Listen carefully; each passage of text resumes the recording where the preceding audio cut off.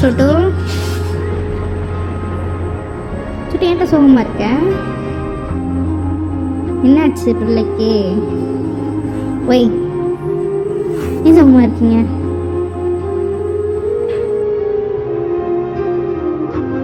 தெரிஞ்சுக்கடா இதுதான் உலகம்.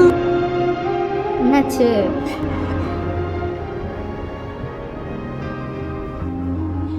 ஏன்டா சோகமாக இருக்க சோட்டு? என்னாச்சு, ஏன் சோகமாக இருக்க திடீர்னு? ஆ சோட்டு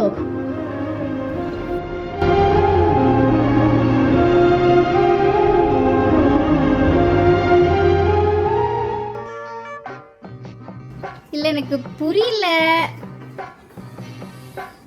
என்னாச்சு? அங்கே ஒருத்தன் சோக கடலில் மூழ்கிட்டு இருக்கான். நான் என்ன காரணம் தெரியாமல் வந்து பார்த்தா நீங்கள் என்ன பேக் பண்ணிக்கிட்டு இருக்கீங்க?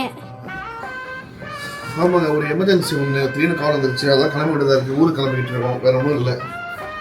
சரி, ஊருக்கு கிளம்புறதா இருந்தால் சொட்டும் தானே? ஐயோ இல்லைங்க, நாங்கள் போகிறது ஒரு எமர்ஜென்சினால சோட்டுவை கூட்டு போக முடியாது. ஸோ அவன் இங்கே தான் இருப்போம். என்னென்ன சொல்கிறீங்க? அது தெரிஞ்சுதான் அவன் சோகமாக இருக்கானா? கண்டுபிடிச்சிருப்பான் இந்நேரம், பேக்லாம் எடுத்தோம்ல. கன்ஃபார்ம் நம்ம கட்டம் கட்டிட்டாங்க. அவன் உங்களுக்கு தெரியாது, இப்போ ஒரு ரியாக்ஷனும் இல்லாமல் என்ன ஏது கேட்கறது கூட பதில் சொல்லாமல் அவ்வளோ சோகத்தில் இருக்கான். என்ன பண்ணுறது, ஒரு எமர்ஜென்சிக்காக போகிறோம், அவனை கூட்டு போக முடியல. காரில் தானே நான் போகிறீங்க? ஆமாம், காரில் தான் போகிறோம். பையனையும் கூட்டு தள்ளி போட்டு போயிடலாம்ல நம்ம. நம்ம இப்போ ஒரு எமர்ஜென்சி போகிறோம், போகிற இடத்துல அவனை கூட்டு போய் அங்கே வச்சுக்க அவனை பார்த்துக்க முடியாது. ஸோ அவன் இங்கே இருந்தால் அவனை சூப்பராக பார்த்துக்க ஆளுநர் இருக்காங்க. ஒன்றும் பிரச்சனை இல்லை, அவன் இருந்துருவான். நீங்கள் எதுவும் கவலைப்படாதீங்க. உங்களோட கரிசனம் எங்களுக்கு ரொம்ப புரியுது, ஆனால் இருந்தாலும் இதான் சுச்சுவேஷன், ப்ளீஸ். சோட்டு டேடியை பற்றி தெரியும், இப்படிதான் பண்ணுவார். சோட்டு மம்மி இப்படிக்கா? அதான் எமர்ஜென்சிக்கு போறோம்னு சொல்றாங்கல்ல, அதனால அர்ஜென்ட்டா கிளம்புறோம், வேற ஒண்ணுமே பண்ண முடியலையே. அக்கா, அவன் தெரியும்ல அவன் எப்படி தேடுவான்னு. இல்ல, அவன் கம்ஃபர்டபுளா இருந்துப்பான் வீட்டுல, ஒன்றும் பிரச்சனை இல்லை. உனக்கு என்ன பிடிக்குங்கிறது கூட எனக்கு தெரியாதுடா, ஆனா உனக்கு என்ன பிடிக்காதுன்னு ரொம்ப ஸ்ட்ராங்கா எனக்கு தெரியும். என்னதுடா? என்ன பிடிக்காதுல்ல உனக்கு? யார நம்பர்னே தெரியல தாசண்ணா. சரி, நீங்க அப்படின்னாலும் நம்ம ஏதாவது பெட் போர்டிங் எதுலையாவது விட்டு போயிடலாம்லக்கா? ஐயோ, பெட் போர்டிங்ல தான் இருக்க மாட்டான். அவனுக்கு வீடு தான் ரொம்ப பிடிக்கும். வீட்டுல நல்லா பாத்துக்கிறதுக்கு ஆள் இருக்காங்க. குக்கக்கா வருவாங்க, சத்யாக்கா சூப்பரா சமைச்சு போடுவாங்க. நல்லா தின்னுக்கிட்டு தூங்கிக்கிட்டு நல்லா தான் இருக்கும், கவலைப்படாதீங்க. நான் என்னண்ணா அசால்ட்டா சொல்றீங்க?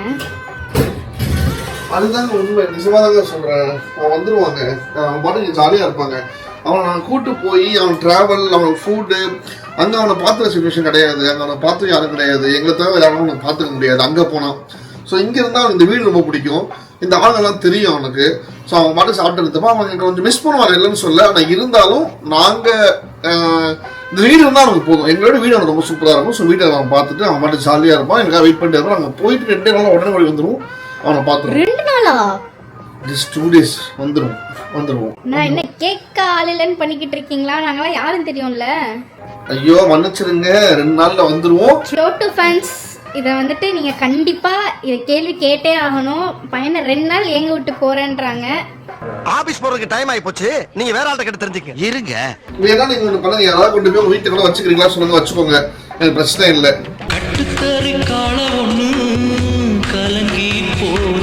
சோட்டு மம்மி, எஸ், பையனை வந்துட்டு 2 நாள் ரெசார்ட்டுக்கே அனுப்பாதவங்க நீங்க. ஆமா, இப்போ வந்துட்டு விட்டுட்டு 2 நாள் ட்ரிப் போறேன்றீங்க. ட்ரிப்பு போலங்க, எமர்ஜென்சிக்கு போய்கிட்டு இருக்கோன்ற ட்ரிப்புன்னு இருக்கீங்க.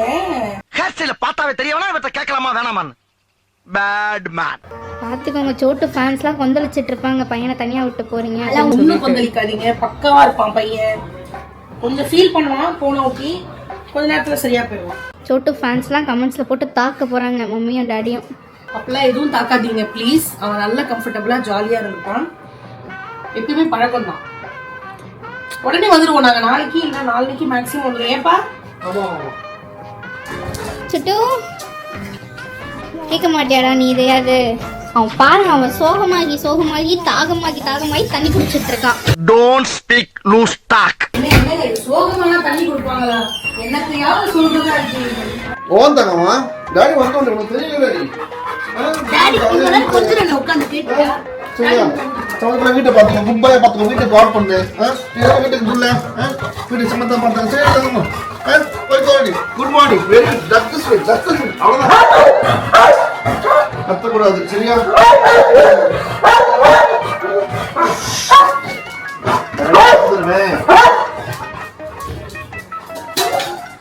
என்னண்ணா இப்படி புரியுதாண்ணா? எனக்கே வந்துட்டு புரியுது, அவன் வந்துட்டு சோகமா கத்துறான் அப்படின்னு சொல்லிட்டு.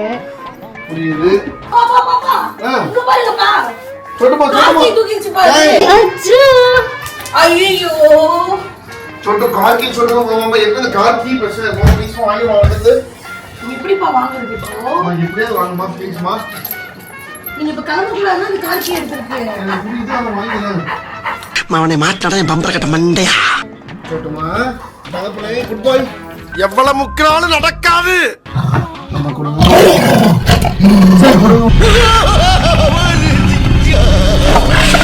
சரி ஓகே நீ போலாம் போ ஒரே போலாமா வா நான் போலாமா தங்கத்துக்கு என்ன வேணும்?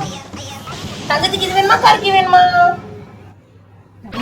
இல்ல இல்ல, அவன் ஃபுல் ஃபோர்ஸ்ல இருக்கான். ஆமா அவனுக்கு சோறுலாம் இல்ல அவனுக்கு என்னையும் கூட்டு போங்க நீங்க இதை வச்சு சரி ஏமாத்தாதீங்க நான் டாடி கூட்டு போக சொல்றீங்க வா இந்தா மம்மி வாங்கி தரேன் மம்மி எடுத்துறேன் மம்மி கூட்டு போறேன் வா அக்கா மொத்த நேரத்துல எல்லாம் அதை கொடுத்துருவாங்கக்கா ஒரே இதுல. போங்கண்ணே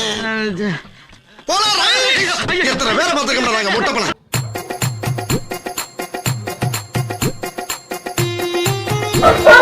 சரி ஓகே சமத்துக்குள்ளே இவர் நம்ம வீட்டை பார்த்துக்கோ சரி